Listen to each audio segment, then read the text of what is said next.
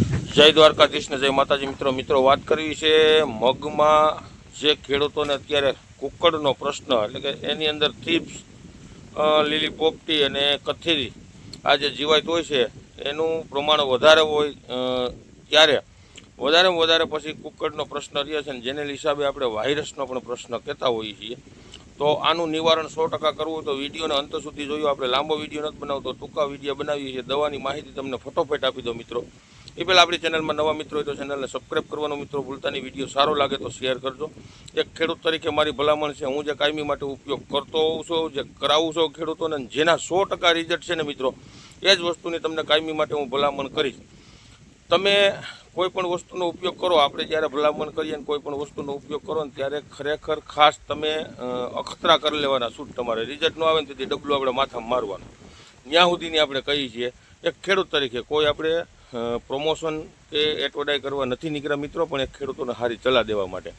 જેને વધારેમાં વધારે કુકડ છે, 2-3 દવાના છંટકાવ કરી લીધા છે, છતાં રિઝલ્ટ નથી આવતા, એવા ખેડૂતોએ ધાનુકાનું લાર્ગો 5 ml લેખે અને 3 પંપ, જો આ બેયના હું ફોટા પણ નાખું છું કોમ્બિનેશનની અંદર, 3 પંપ 25 ml લેખે, જે તમને 100 રૂપિયાની કે 110 રૂપિયાની આસપાસ મિત્રો પંપ થતો હોય છે. આ બે વસ્તુનો લગભગ એને અંદાજ એવો થાય છે.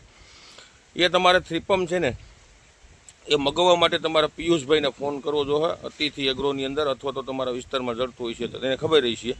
એટલે વધારે માહિતી એની પાસે લઈ લેવી, ફોન એને કરી લેવો. એ છતાંય મારા નંબર હું છેલ્લે નાખું છું, વધારે માહિતી લેવી તો મારી પાસેથી માહિતી લઈ શકો છો મિત્રો.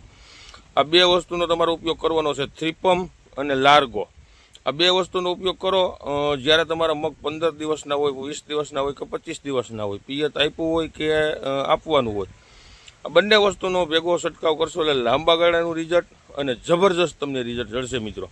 અને જો તમારો કોઈ પણ મગની અંદર ઈયળનો અત્યારે પ્રશ્ન છે, તો ઈયળનો પ્રશ્ન મગની અંદર હોય તો એની અંદર તમે ઇમામેક્ટિન 5% અને ક્લોરોસાઇપર, આ બે વસ્તુ મિક્સ કરી અને છંટકાવ કરજો, જેથી તમને સારામાં સારું રિઝલ્ટ મિત્રો મળશે.